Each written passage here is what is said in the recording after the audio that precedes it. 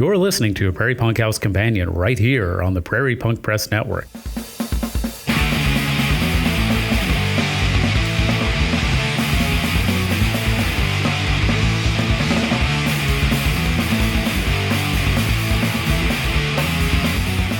Hey everybody, welcome to episode 2 of Prairie Punk House Companion. I'm Neckbone. And I'm Jerry Bear. Yeah, this episode we're going to be talking about how we discovered punk music and how we kind of discovered the scene and what led us to where we ended up. Do you wanna just jump right into your story? Sure. My first exposure to punk rock was probably this girl at summer camp had a Suicidal Tendencies tape, and it was probably 1988 or so. I think that's probably when it was, and it was institutionalized, and it was great. And then, I was a metalhead, so in like third grade I got into like Motley Crue and Poison and stuff, Faster Pussycat, and then in '88 Appetite for Destruction gained wide mainstream popularity. So I listened to that, and that's, sort of what I was into for most of my childhood. And then I got more into Lights, Camera, Suicide came out by Suicidal Tendencies, and that was regular on my playlist, but, that was more of a thrash album than their punk rock roots. But I didn't really get into punk rock until high school. I was a metal kid and then got into hip-hop, and then, as cheesy as it sounds, but I imagine it's true for a lot of people in our age group, Dookie came out, and I was curious about that. It wasn't my favorite thing, but I was like, oh, this is pretty cool. And then my brother was like, oh, if you like Green Day, you should listen to the Buzzcocks. So I listened to the Buzzcocks, and then I never bought the Dookie album. I went to a record store and looked for it. They didn't have it. All they had was 1,039 smoothed out slappy hours. I got that. And then my buddy was like, one of my friends from high school gave me Punkorama Volume 1, which is the Epitaph sampler. And that was it. I mean, I listened to that and I was like, I want to find out everything there is to know about punk rock, and I want to listen to all the punk rocks. That began my search to find more aggressive, more underground, and more like heavier punk rock. And back then it was a little bit difficult. We didn't have the internet, and my family was poor, so we didn't even have a computer at our house. So we had to look at the liner notes to find other bands. So in the thank you sections of liner notes, they typically thanked bands. So I would go to the liner notes, look at the thank yous, and then go out and look for those CDs, and then look at the liner notes of those and get those CDs. And, so it started off Epitaph Records and then Fat Records. And then, I think everybody, when they're first discovering punk rock, has an exploited stage. I was just always looking for something harder and heavier, and Epitaph didn't really offer much in the way of like hardcore punk. I was always searching for that. I would read Heart Attack Hardcore zine and see a lot of these bands, but I could never find their records anywhere because the record stores in Wichita were pretty sparse on what was available. We did have a pretty decent place called Yesterday's Discs. So I went there and asked for punk rock, and they gave me a Crucifix CD, found the Dead Kennedys from them. And then I eventually met my homie Justin, and he was into like crust punk and anarcho, and that kind of opened the world up to me, and basically exactly what I was looking for. All the crusty shit, all the anarcho shit was what I was looking for. And, I finally found it and felt at home with that music and in that scene, and just kind of went from there. I guess that's the brief history of it. I remember yesterday's discs. Like when you said that, I was like, yeah, that was the store to go to compared to. I mean, I went to Camelot Music a lot just because that's what was served to me at Town East Mall. There weren't really any punk rockers at my school, at least that I knew of. It had a lot of diversity, but there was like a lot of rich kids, a lot of poor kids, and a lot of gangs. But none of them seemed to be punk rockers, really. So I was kind of on an island searching for it. And until I found some other friends who were into punk rock, I was kind of on my own. You know, I'd run around causing mischief, and I had a mohawk. I was a tall, skinny kid. And you knew a tall, skinny kid with a mohawk. The other one. The other one in Wichita. I called him Mohawk Jake. He must have been causing mischief too, because there were multiple times where I was out and about and cops would come and accuse me of like riding around on a bicycle throwing beer bottles. And I was like, I don't even have a bike. So I only had to assume it was Jake. Probably. Yeah, I got harassed for like 20 minutes. And I was like, nah, it's not me. There's another dude in town with a mohawk. He's tall and skinny like I am. And it wasn't me. I've been sitting here. And they searched my car and all the shit and just harassed me. And just for clarification, for anyone who doesn't know him, Jake, if we say Jake or Oren, that's the same guy. He kind of did a little rebrand, I guess, at some point after high school. So he goes by Oren now, but when we refer to him in the past, we'll probably say Jake just because that's what I called him back in the day. But yeah, if we say either Jake or Oren, that's the same guy. In the 90s in Wichita, there weren't a lot of punk shows. You know, there was a venue called Howard's that it was an all-ages venue for a while. I only went a couple times. Very familiar. I was there every weekend. I was at Howard's like every weekend. I'd get off work at Pizza Hut and I would throw whatever like messed up pizzas into the trunk of my car. I'd go to Howard's and I'd give people pizza and go in and hang out. And yeah, I was the guy who showed up with free pizza. Nice. I mean, it was Pizza Hut pizza, but yeah, still, it's free. So the first time I went there, I saw Vint and Scythe, and I'm not sure who else, but Vint blew me away because, like, it was the most hardcore thing that I had seen. I mean, I would say they were kind of a hardcore band, or at least hardcore adjacent.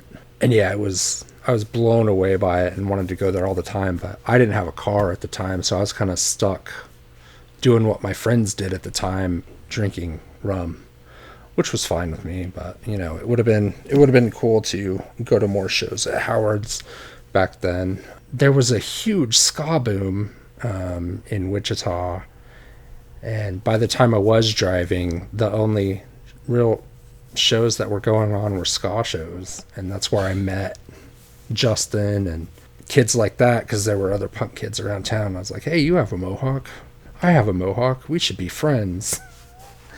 So that's kind of how I met people in the scene, and then, you know, hanging out with them more, meeting more people, and that sort of thing. So I met Justin, and we decided to start a band, and I met the Fannings, and they're twins. One was a bass player, one was a drummer. I convinced the bass player to play guitar because I played bass, and he is a musical savant, so he can play whatever. So he played guitar, the other one played drums, and Justin sang, and I played bass, and we had one of the worst names probably ever, called Uncle Scam. And I've heard worse names. I think it wasn't great, but it's what you'd expect from a bunch of high school students. Yeah. They're in the word uncle, it was a K instead of a C because that was edgy or something. I don't really know why we went with a K, but we sure did. Yeah. So all those new metal bands in the early 2000s were just ripping you guys Yeah, off. I mean, this was 97 when we did that, so you did it first. we did it. Yeah, We did it first, yeah. Uncle Cracker or something like that had a K2, I think, and that was really embarrassing for us. So we played shows around town. There wasn't a lot of venues and stuff. It was kind of hard because we were in high school, so we couldn't play bar shows. Or it was just after high school. Justin was in high school. The Fannings and I were out of school at that point. That's right. Because he's a few years younger than us. Yeah, he was 3 years younger than us. So I think that's right. He was a sophomore or a junior. So we played a lot of shows, and we wound up playing almost every show with this hardcore band who I found out later they thought they were the only punk band in town at the time. That was the Omega Men / Hitman Union. They changed their name from the Omega Men to Hitman Union at some point.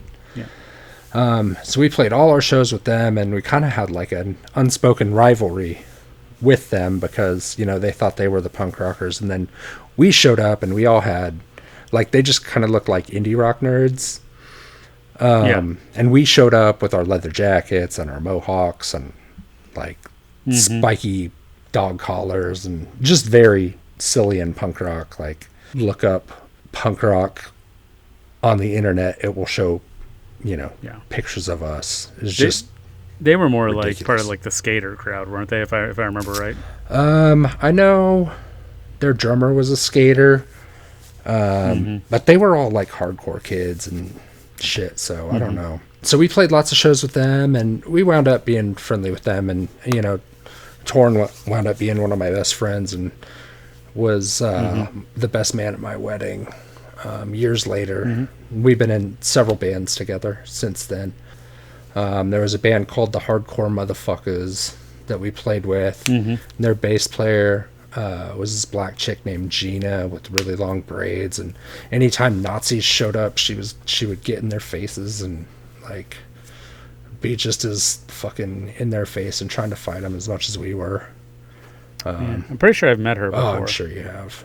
Especially in the punk scene in Wichita. There's not a lot of black women with dreads in the punk scene in Wichita. Yeah. In fact, there was probably, especially at that time, exactly one, and it was her. Yeah. So I've definitely met her before. I'm sure. And we changed our name a couple times. It took a minute for us to get one to stick, but the silliest one was Tofu Love Glove. Oh, God, I forgot. I think I remember you telling me about that. But then we decided on Man as a Bad Animal because that sounded more serious. And we were going much more in like the darker, crustier, sludgier direction. Didn't you get that from a movie? That's from a movie. No, isn't it? It's from Dead City Radio. William S. Burroughs is reading some of his poems behind a jazz band. Ah, okay. So that's what it is. One of the poems is called Kill the Badger. And the last line is, as Brian Geisam said, man is a bad animal. It's still great. I listen to that track pretty often, just because it's so fucking good. We moved up to Kansas City, and I didn't really do much as far as being in a band or anything up there. I was mostly just drunk all the time because we just kind of hung out and drank. Yeah, we lived kind of paycheck to paycheck and just kind of spent whatever extra money we had on alcohol and at the time cigarettes too. So. Yeah, it was rough. I mean, I did a lot of panhandling back then for booze, and I mean, I was blacked out drunk the majority of the nights just because it was a dark time. It was rough. I think other than Wild Oats, I don't think there was a single job that I kept for more than a couple of months at a time. I would just kind of move from job to job. Minimum wage job to minimum wage job, just whatever, would get me through the month, basically. Yeah. Funny story, my boss at Wild Oats was a punk rocker. She was a little bit older than us, so like a scene or two ahead of us, but she knew like Brandon and like all those like slightly older than us punk rock kids. And one time I was super hungover. She came up to me and she's like, dude, you fucking reek. Like, at your lunch break, you need to go take a shower and change your clothes because you smell like booze. She's like, I understand it happens. This is my least favorite part of the job. But, like, go get cleaned up on your lunch break. Right. I was like, yeah, no worries. Okay. I think I'd been wearing the same shirt for, like, 3 days. And I'd been at the Central House a lot during that time. Which was just one of the most disgusting. Well, I'm sure we'll get way more into the Central House later, but that is one of the most disgusting. I'm not sure which Central House was more disgusting, that one or the one I lived in. I didn't go to the one you lived in, so I would have to say the Central House one. The first one. They had a functioning bathroom, though. We did not have a functioning bathroom. That was a problem after a while. Towards the end of that Central House, you had to go outside. I don't think their toilet was functioning either. Yeah. Well, I would just if it was if it was number one, I would just go out to the yard. Yeah. And if it was number two, I worked at a video store that was half a block away, and I had the keys and the code. I'm not kidding. I would go there at like 2 a.m. and be like, "Oh man, I gotta drop a deuce, man." And I would run down to the video store, turn off the alarm, unlock the door, and I would just go use the bathroom down there, half a block away. So super easy. Just want to interject real here that we're both parents now, and using the descriptor of number 2 for taking a shit is something that a new parent does. So, that's absolutely true. My son is in his parrot phase, so I'm always extra careful about what I say and how I refer to pissing and shitting. But he's in bed, so I guess I can say pissing and shitting right now. I don't think he can hear me until tomorrow when he starts saying things that I'm saying right now. I think the night before that, I would have to imagine, was one of the nights where I fell asleep with beer on my lap and just spilled it all over myself, and then woke up because I was cold and wet and drank my beer and walked home. I remember several times where I would grab a can of beer that I thought was my can of beer, and I'd take a nice hearty swig, and it would turn out that was the cigarette can. Yeah. So for those of you who haven't really spent any time at punk houses, what you do is, so you get your cigarettes and you finish one beer, you drink one beer, and then that becomes your cigarette can. Nice can. And sometimes it's not completely empty. Sometimes there's skunky old beer at the bottom of it a little bit. You got to put the cherry out somehow.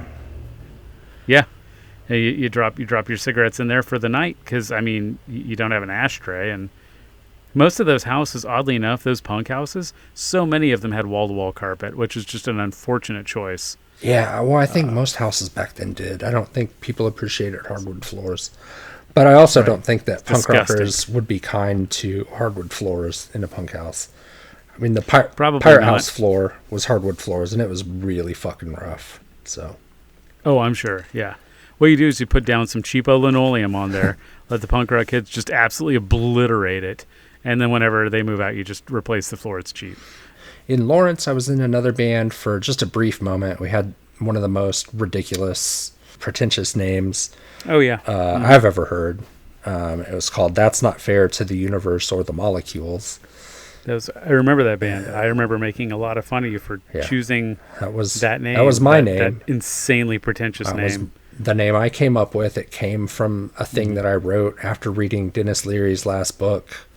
And I was overly enamored with the universe and space and our position in it. So, the thought was we perceive size in comparison to our human existence.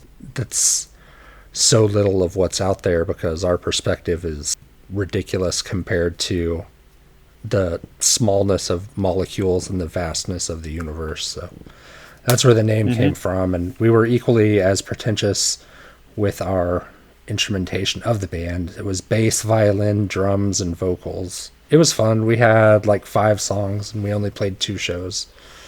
We played. I think I was at one of those shows. Yeah, it was my birthday party, and Element came up from Kansas City, played my house, and then we played the Pirate House the next night, I think. I'm pretty sure that I was living in St. Louis at the time. I think I drove from St. Louis you came to come watch you guys play. Yeah. And then I hung out, didn't go to bed. I just stayed up all night drinking. Yeah. And then I had a class. I was going to St. Louis Community College, and I had a class. So I got in my car after a night of drinking and drove without sleeping from Lawrence, Kansas back to St. Louis, Missouri, which is like 6 hours? What's that, like a 5-hour drive? 5 or 6 it's hours. About 5 hours, yeah. Yeah. So then After that, I was in a joke band with some people I worked with, and we were called Sexplosion, and that had three X's in it. And we played one show with your joke band at the Rainbow House. Yeah. I don't remember what your joke band was called, but we had a battle of the two bands that night. I was trying like hell to remember the name of my band, and I can't for the life of me remember it. I think it's on a flyer somewhere that I might still have. So, yeah, it was a lot of fun. So after that, I came back to Wichita, and I started a band with one of the Fanning twins and some other people I worked with, and we were called Spirit of the Stairs. And it was like a post-rock instrumental noise band. The closest thing I can compare it to would be like kind of like Explosions in the Sky type of thing that was pretty big back in the early 2000s. So I was in that band from 2003 when we started it until 2008 when I quit because I had a family. I was starting a family, so I couldn't focus the time needed for a band that was that serious. And then in 2017, I started a punk band again. It was called Object with an exclamation point at the end. And we were getting ready to play shows. We had a good 6 songs written, I think. And then I was in that band with Israel from the Omega Men Hitman Union. And he got into a car wreck and died. And that kind of took all the fun and excitement out of that band, so we just kind of quit after that happened. You know, some points of interest along the way. I remember listening to 120 Minutes, and this isn't punk rock, but it's punk adjacent. We kind of talked about this the last episode. Sonic Youth, the video for Bull and the Heather was on 120 Minutes on MTV back in the day, and it excited and frightened me because I'd never heard anything like that before. The dissonant guitars and the just so weird and creepy sounding, and then the video with Kathleen Hanna dancing all over the place, just kind of being weird. That was the first time I'd ever seen her. I had no idea who she was. It was. I mean, I wasn't even into punk when that album came out. Like Bikini Kill was not on my radar, and I was just like, who is this band? I assumed she was part of this Sonic Youth band that I had also never heard of at that point. But yeah, the same thing. I was just like, what is this music? What is happening? Yeah. It was terrifying. It was very like weird and like a little bit scary, but like in a good way. I totally liked it, and I got into Sonic Youth and some other indie rock stuff around that time. The whole grunge thing happened, and like everybody, I got the Nevermind record, and it didn't last on my playlist very long. I kind of got sick of it. Before I found punk rock, I listened to a lot of rap and hip hop because that was kind of the thing at the time. I never felt like I fit in with people at school, and I tried really hard and made myself fucking miserable. And like I said, I was poor, so I couldn't buy like name brand clothes that all the cool kids had, and I got made fun of for having cheap shoes and fucking shitty clothes and stuff. But I tried really hard to fit in, like all through middle school. And then once I hit high school, I stopped giving a fuck. Started shopping at thrift stores intentionally, finding the ugliest clothes and the silliest way to look. So like even before I got into punk rock, I was trying to be a weirdo, and then once I found punk rock, that was it. I started spiking my hair, wearing dog collars, being as outlandish as possible. And like once I discovered punk rock and found out there was like an entire movement of people that were intentionally like not fitting in, I felt at home, and it made my life a whole lot easier. The whole dressing thing. I had a little bit of different experience there. I wanted to dress, well, probably more metal at the time, metal / alternative. But definitely grew up in a very different household than you. I had very conservative parents. They're very religious, and they basically told me what I could and couldn't wear. My parents desperately wanted me to be a preppy. I don't think the kids use that term anymore, but that's basically somebody who wears a polo shirt and khakis everywhere they go, like tucked in. Maybe the sweater around the collar. I don't know. Is that too stereotypical? I mean, it sounds like the 90s. So, yeah, my parents wanted me to look like that. They wanted my hair to be cut short. And even as recently as a few years ago, I remember, I think I was still in my 30s at the time, but it wasn't that long ago. I remember my uncle saying something to me because I was visiting family. I still wear like graphic tees and hoodies and jeans and shit. I basically have dressed the same way like since I was in high school or since I transferred to public high school anyway. Yeah, and he said, at some point you got to start dressing like an adult. You can't just wear graphic tees and hoodies and jeans forever. I'm north of 40. I have a professional job and I still dress like this. So who says that you have to dress like you're on your way to the yacht club to look like an adult? That's a weird mentality that older generations just can't seem to let go of. Yeah, I think that's changing a lot. Like I work in a professional office setting as well. I work in an engineering office, and the majority of the people there wear jeans and t-shirts. So it's luckily it's not khakis and polos in professional settings anymore. I mean, I work in a blue collar environment. I have a white collar job in a blue collar environment. But yeah, like they all dress like they're,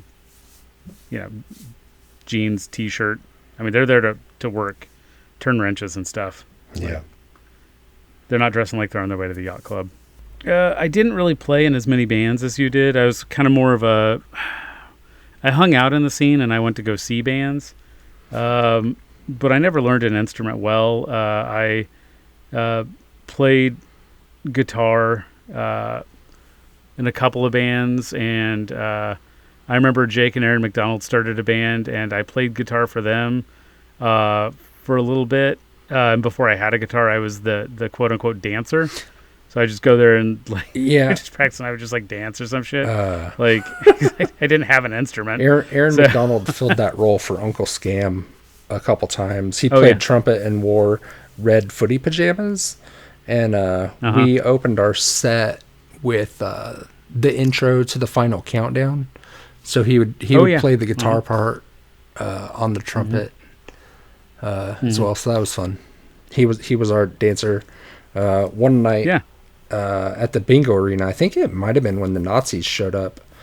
He was on stage. He went to Dillon's and spent like $100 on enemas. Interesting. So he was on stage. The most interesting part is that he had $100. I think he got it from his folks. Oh, okay, fair enough. I would assume. I don't know. Maybe selling drugs. I'm not sure. Maybe allegedly. Right. So he was throwing them out into the crowd, and I think it probably pissed off the bingo arena because everybody was just squirting enemas everywhere. It's a party. Yeah. Sure. Crooked Grin, is that what you were talking about? Well, I'm going to go back as far as I can to the beginning. And it's interesting because I've also always been interested in broadcasting. I don't think I necessarily wanted to be like in a band. I think I wanted to work for a radio station that played punk music, which, good luck in Kansas finding anything like that. But oddly enough, I got my desire to want to broadcast from Rush Limbaugh, who I used to listen to with my dad all the time. We'd drive around the car listening to Rush Limbaugh, and I absolutely loved him until Kurt Cobain died. And I don't know if you remember when Kurt Cobain died. I do. I was skipping literally school. The day after he died. Rush Limbaugh said he was... I forget the exact quote. I mean, if you want to know, you can Google it. Like it's online. He basically said Kurt Cobain was a loser, and he's glad he's dead. And it was the day after he died. Like not even like this wasn't like 2 decades later or something like that. And talked about how glad he was that he was dead. And I was listening to this in the car, and at the time I was a huge Nirvana fan because that's just the band that you liked, if you liked bands at all in the early 90s. And so I think at that point I thought, I don't think I want to listen to Rush Limbaugh anymore. That was my start to politically for me. That's when I started to very incrementally and slowly and over the course of several decades move very slightly to the left every single year until I ended up as far on the left as I am now. But I wonder sometimes, I'm like, if he hadn't made that comment, I wonder how long I would have stayed conservative. I hope I would have wised up at some point, but like that was the first time where I thought like, oh, I think these conservatives are assholes. Yeah. Like they're glad somebody died. Somebody, whether you can disagree with his drug use and maybe his lyrics and stuff and say, oh, he was somebody in pain and it's too bad that he, had to go this far. And, I didn't really like his music, but it's always sad when somebody, if he'd said something like that, I would have been like, oh, okay, well, that's normal. That's a normal response. Yeah. A normal reaction to somebody dying who you don't even know. Yeah, that was my first kind of step away from that. And I started listening to more music. I was already into Nirvana, but I was still listening to like Bon Jovi and like Poison and stuff like that. The very first concert I ever went to was way before that. It was the Monkees and Weird Al. I want to say that was in 86. Whatever year they came through. Yeah. I think Topeka, Kansas. I didn't mention my first concert. Like I said, I was poor, so I didn't get to do a lot until I started working. My first concert was Candlebox opened for No Doubt and Bush. So that would have been 94, I think. Oh wow! That was my first concert. And then that's 8 years after my first concert. Yeah, that's wild. My first local show was that Vent show at Howard's that I talked about, and then from then on it was all just like local shows. So, but I digress. I think my first concert that I went to without my parents, I'm pretty sure. I think I went with Jake, and I'm pretty sure that I lied about where I was going. So I went to go see this band called Sepultura. Oh, nice.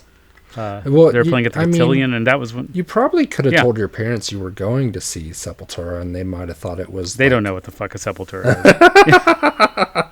And there wasn't Google at the time, so... Yeah. It was the Satanic Panic, though, and they were a metal band. Yeah. But I remember, I went, and I was dressed the way that my parents dressed me still. I mean... I don't remember how old I was. It was before I transferred to public school, so I was still in Catholic school at the time. We went to a Taco Grande near the Cotillion before the show. There's a bunch of like metalheads in there because that's just close to the venue. Was Scythe there? Probably. This is probably the guy who walked by me and made the comment. He walked by me and he was like, "New Kids on the Block is next week." And I was just like, "Oh, okay." I don't think I understood what he was trying to tell me, but yeah, it was really out of place. That was my first show. I was really into Sepultura, and I got into metal, got into Metallica, Megadeth, White Zombie, unfortunately Marilyn Manson, Iron Maiden. I'd always been into Iron Maiden. That was one of the first ones. Slayer, and I was into like some alternative too. Like I liked Nirvana, obviously. I liked, I discovered the Pixies at Boy Scout camp. And that was kind of when I first started getting a little curious about punk because they had that song on Trompe Le Monde, the Sad Punk. Yeah.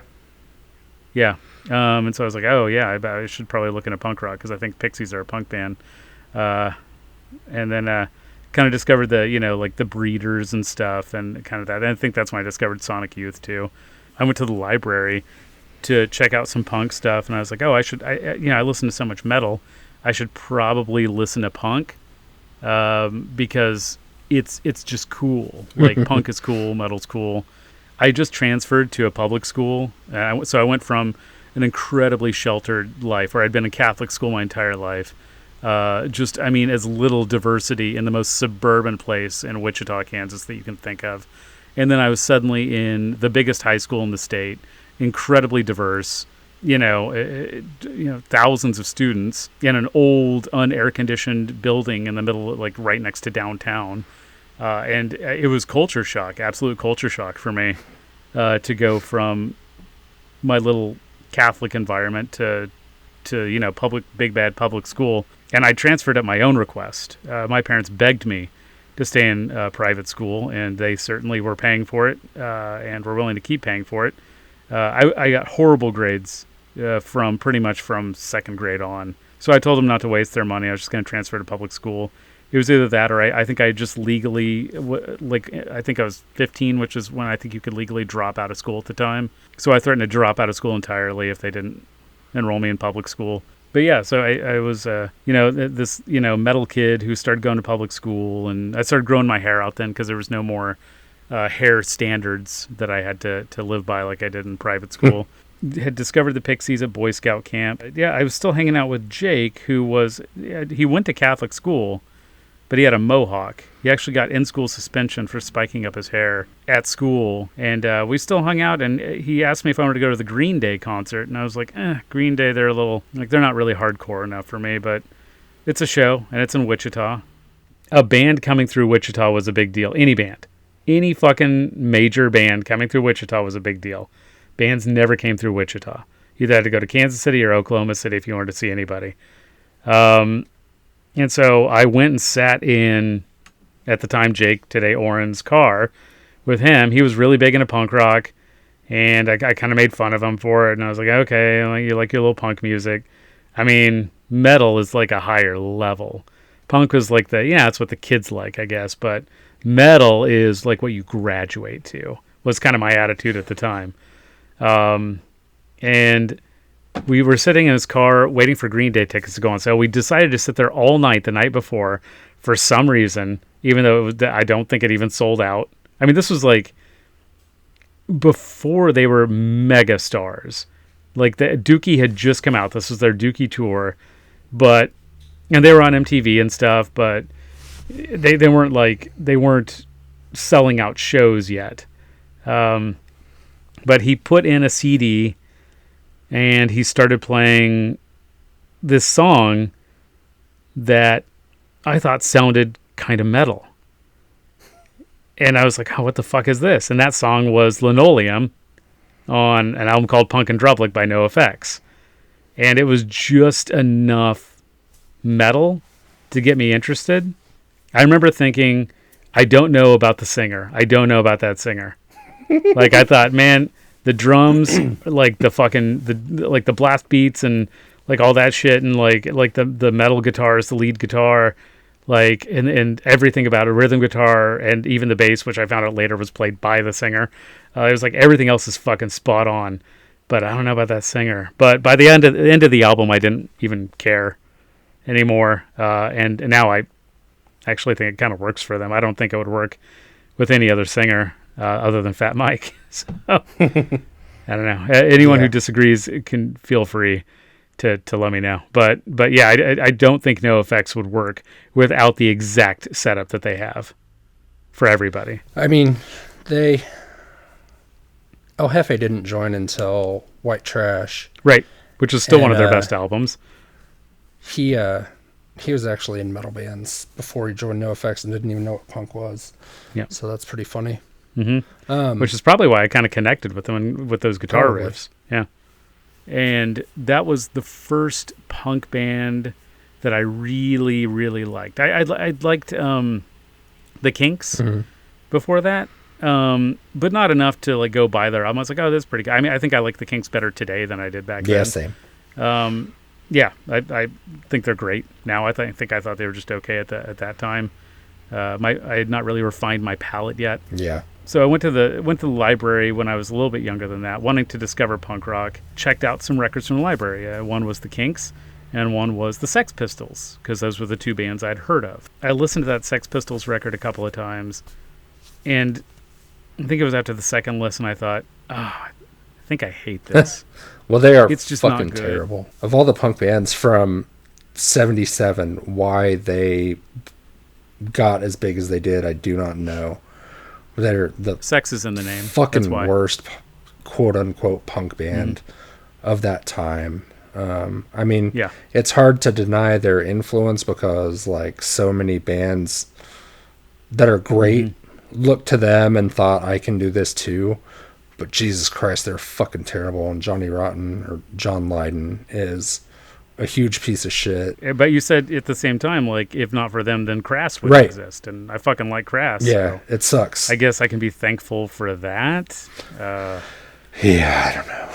Because without Crass too, we wouldn't have Rudimentary Peni. Like, I mean, there's a whole bunch of bands that may not have ever existed. So I guess it's silver lining for a shitty band. The influence Crass has had on punk rock and bringing serious political theory into punk rock is so great. And I mean, John Lydon writing Anarchy in the UK, like his own admission was he didn't care about Anarchy. He just liked how it sounded. Right. And it fit the rhyme scheme. Conservatives. Right. It caused the Tories to clutch their pearls. Tories clutched which their is really pearls all he about wanted. everything, though.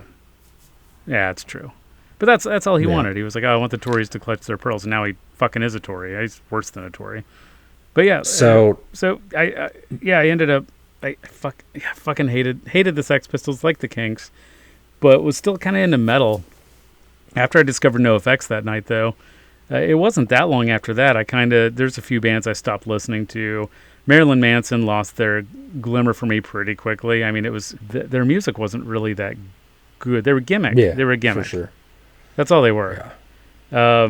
Still a few bands I still listen to this day. I still listen to Iron Maiden. I mean, I've over-listened to them to the point where I don't listen to them that often anymore, but it's not because I don't like their music. It's just because, well, I've already heard all their albums a million times, so I need to give it some time. But through NoFX, I discovered, other pop-punk bands at first, like Screeching Weasel. That was Jake's favorite band at the time. Didn't he have the weasel painted on his car? He did. And it said Beat Off on it, on his car, nice. It was called the Beat Off Mobile. I think it was a Chevy Nova. It was like a 70s Chevy Nova. Yeah, I remember his car. Total piece of junk. I didn't have a car at the time, so he drove me everywhere. So it worked for me. Yeah, Bad Religion, Guttermouth, The Vindictives, Vandals. Those were like the kind of pop punk bands those were like my initial bands. And then I kind of like, I discovered like Black Flag, Minor Threat / Fugazi, Dead Kennedys, Propagandhi through Punk. I discovered Propagandhi because of Punkorama. I don't remember which volume they were on. It might have been the first one. If I remember right, they were on Fat Records, Survival of the Fattest, Volume 2. Right. And it was, right. It was that Nation one. States. Because that's how I found Propagandhi as well. And, yep. Their Epitaph isn't... I mean, Bad Religion's political, but I can't think of many other Epitaph bands that are as overtly political. Propagandhi is not on Epitaph, but that's what I was listening to. And I got that Fat Record sampler and heard Propagandhi, and that was it. I was like, holy shit, they sound like NoFX, but they care about stuff. Because I liked NoFX at the time. They were my first favorite punk rock band, and that opening, like the opening to Punk in Drublic with Linoleum is like one of the most solid openings to a record ever. I mean, in my opinion, I'm not even like a huge fan of NoFX. I have very complicated feelings about NoFX, but that's a solid opening to a record. Punk in Drublic is still on my list of albums that I think are near perfect top to bottom, and also Propagandhi's on that list with Less Talk More Rock. That's fucking great. Near perfect album. I mean, I can listen to those albums top to bottom without thinking like, oh, I should skip this song. Like it's every song's good. Then I discovered 15 like Flux of Pink Indians and Zounds and Blatz. Because of NoFX, I discovered Rudimentary Peni and Crass. Even though they were making fun of Crass, I was like, oh, I kind of want to listen to them, and then I ended up liking them. So yeah, thanks NoFX for introducing me to a band that you don't like, but I ended up liking. I mean, Mel likes them. He was defending Crass. Yeah, good band. Rudimentary Peni, great band. I think I have a bunch of their records that I can listen to top to bottom too. But for the Rudimentary Peni albums, I kind of, to listen to top to bottom, some of them I kind of have to be a little messed up. Like I can't be completely sober. Yeah. Some of them are a little much. I like them. Death Church is probably my favorite. Cacophony is another great one. Pope Adrian, just the Papa's Adriatus through the whole thing just kind of gets to me after a little while. Right. That's there through the whole fucking record. So if you're so inclined and you're in a good headspace, and you are somebody who eats mushrooms, that's either a great album to listen to on mushrooms or the worst album to listen to on mushrooms. But that's up to you. Howard's was a main go-to for me. You were talking about you only went a couple of times. I went so many times, and the local bands. So I went to high school with this band called Dirge. Not a good band. Great name though. That was sarcasm. Yeah. Dirge was one of my favorite Transformers, though. Oddly enough, I think that's why I thought I would like them at first, and then I realized I wasn't 8 anymore and couldn't be impressed by Transformer names. I was too poor for Transformers. I had GoBots. GoBots, yeah. Did you have like the off-brand GoBots that had the GoBots label on them, but weren't actual GoBots? I think so. I think I probably had a couple of those too. Yeah. I had the Row Gun guy. He had the GoBots label on him, but if I remember, if you put he turned it to a rifle. But if you put the grip down and only the grip down while he was in robot form, he just had a giant cock. Oh, nice. And Scythe. I remember seeing Scythe a lot. Yeah, I went to school with one of the guitar players of Scythe. I think that my favorite thing about Scythe is that they didn't know Cannibal Corpse wasn't serious. The only member of Scythe I have ever exchanged words with at all was Cash, Cash is the great. drummer. He seemed like a nice guy. I was like, oh, yeah, like I'm not really into your band, but you seem pretty cool. Yeah. Dirge opened for them a lot, and I was sort of friends with those guys, but they also kind of sucked. I don't remember why I hung out with them, actually. They were just some of the first people I met in public school, and they were in a band. Yeah. So I was like, oh, I should probably hang out with them.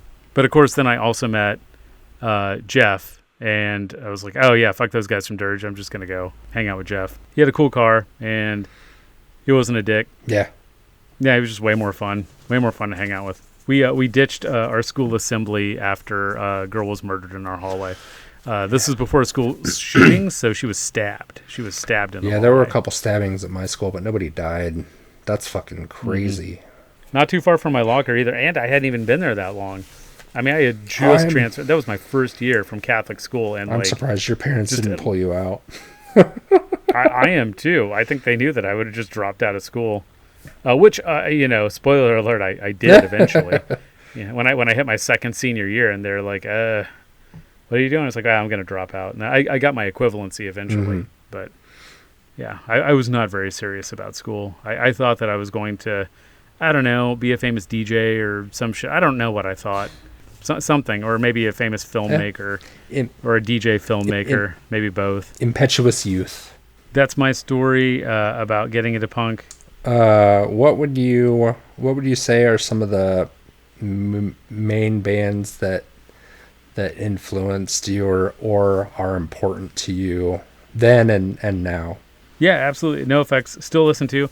Just saw them in Tacoma just last year for their final tour, which is 2 years long because it's still going on. But yeah, great show. Tacoma is an odd city. As far as I can tell, it's mostly abandoned. Oh, yeah. I think it's Washington's second biggest city. I was living out on the West Coast at the time, but I went to Tacoma for the show. And it looks like the set of a movie before they start filming, when they just get it exactly. They had it pristine.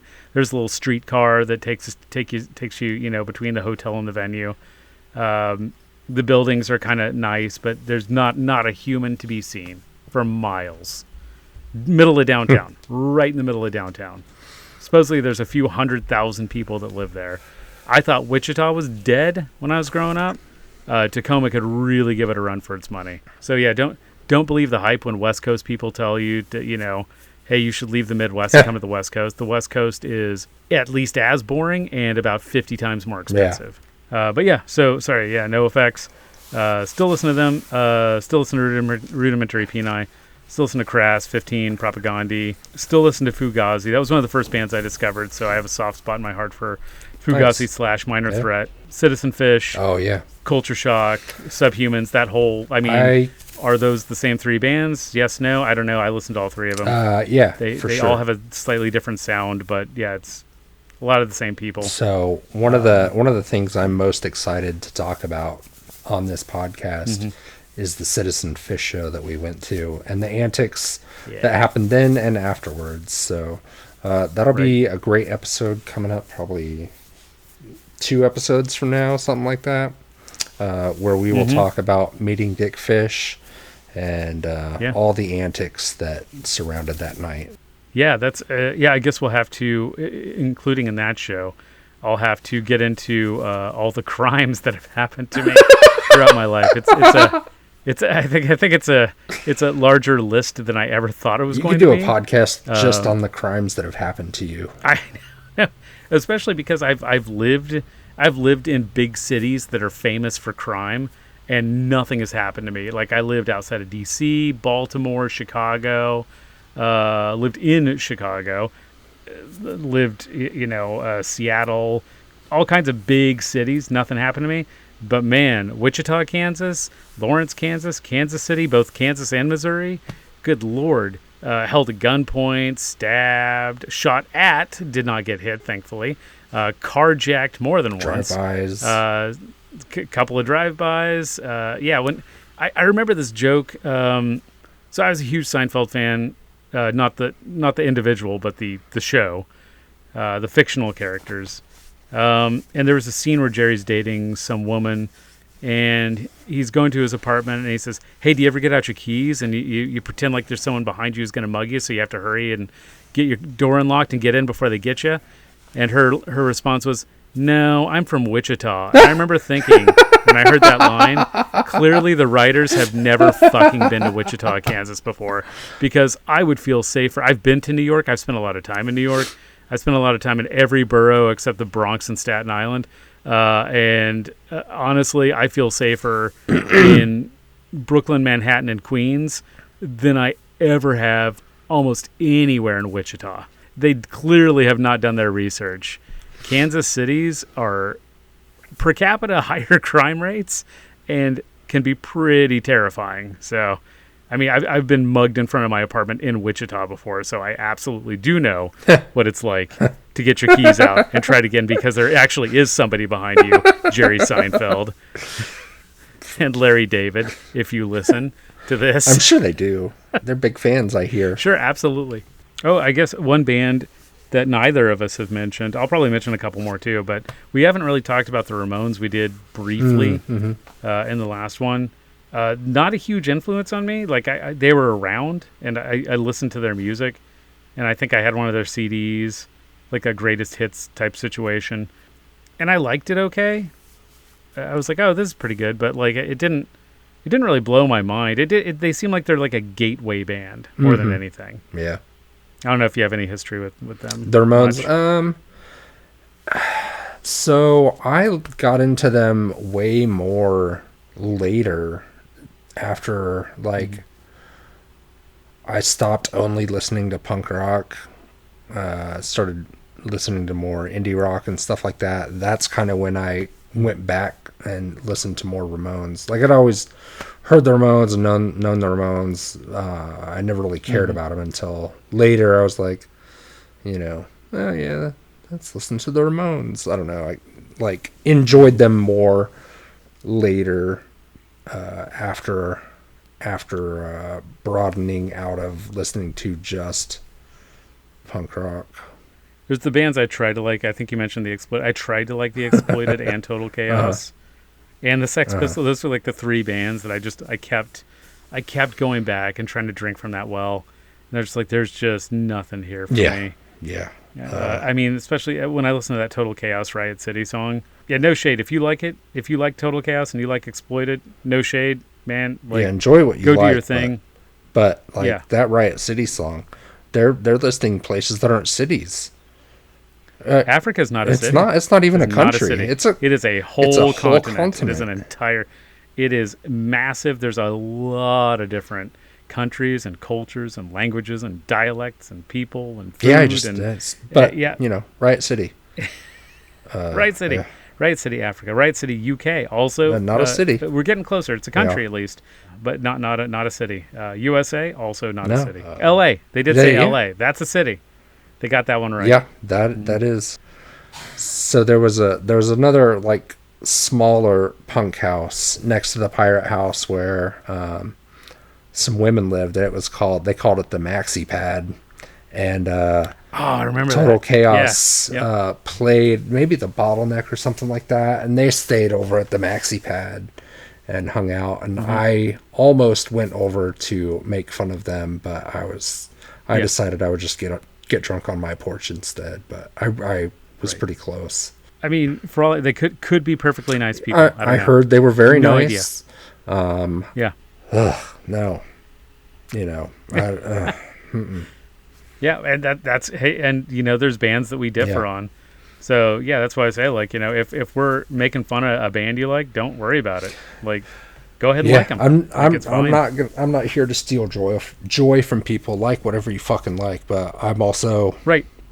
I also feel free to talk shit on them. Right. Talk shit on anything I like. I don't fucking care. It's I still like fuck. I still like Veruca Salt. I don't give a shit. yeah. Like that they were a fucking like '90s alternative band that had a couple of hits, but I have a soft spot in my heart for them, just from the time and place that I had first heard them. So yeah, I mean, and I'm sure there's plenty of people who could make fun of them, but yeah, okay, go ahead. I don't give a shit. Still like them. Bands that are still important to me from back then and that were like milestones for me was, NoFX was my first favorite punk rock band, and Punk and Drublic and White Trash were huge to me at the time in high school. I went to Warped Tour in '96 and got to see them live, and it was incredible at the time. I'd never been to anything more punk rock than that at the time. Yeah. I saw you at that Warped Tour. I was there. I had a big silly mohawk, and it was 150 degrees. It was a good time. Face to Face played, and that was fun to see. Deftones still had dreadlocks, and they played, and I was like, oh, this is silly. God, I remember. So NoFX is the one I was fucking Pennywise. I don't like Pennywise. I never liked Pennywise. Yeah. I always thought they were tried bullshit. to get them. I know a lot of people like fucking Pennywise. They fucking love. And I've seen Pennywise 3 or 4 times, not as headliners, as opening bands. And every time I'm just kind of like, oh fuck, Pennywise. And they were right up my alley back then too. I mean, they were pop punk, and that's what I was into. I just never liked them. Just couldn't get into them. If like a whole band was Lars Frederiksen, and I had to choose between Pennywise and Lars Fredriksen's band, I'd probably listen to Lars Fredriksen's band. Because, I was always looking for like heavier, darker, like tougher punk rock. He played Ass Rash for me, and that was it. That was my favorite band for like a long time, just because they were so crusty and drunk and just like drinking anthems and chaos. It was great. The Shit Split, still a huge fan of. I waffle back and forth on which side is my favorite. Is it Filth or is it Blatz? Blatz, man. Blatz all the way for me.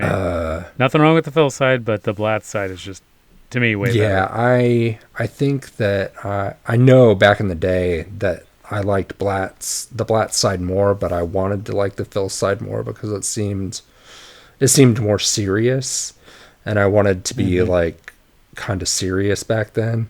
But the Blatz side is just so much more fun. Yeah, if you're gonna play something at a party, you're definitely playing the Blatz side. Systemic Death from Penis Envy is one of my all-time favorite punk rock songs ever.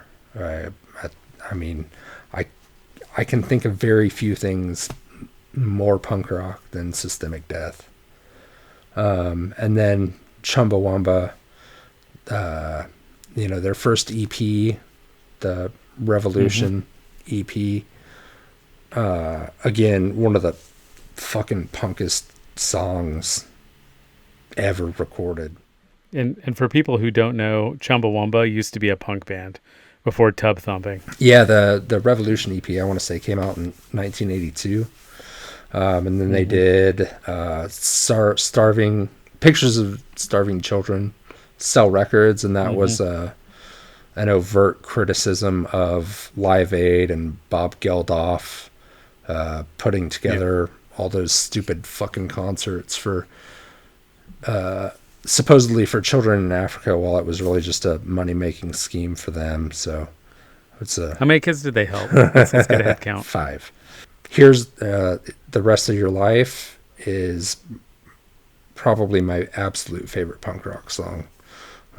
Maybe at some point we'll make a playlist to share. What's the thing? What's the thing that we wrap up with? I gotta get a coffee and piss. Is that? Are we going with that every time? I don't know. Yeah, I don't know. I am out of coffee, and I do have to pee, so I gotta get a coffee and piss. Please keep listening, because we're gonna start getting into the houses and having on cool guests who may or may not remember some things that we can't. Maybe will help us fill some of the gaps. Hopefully, we'll have some people to fill the gaps.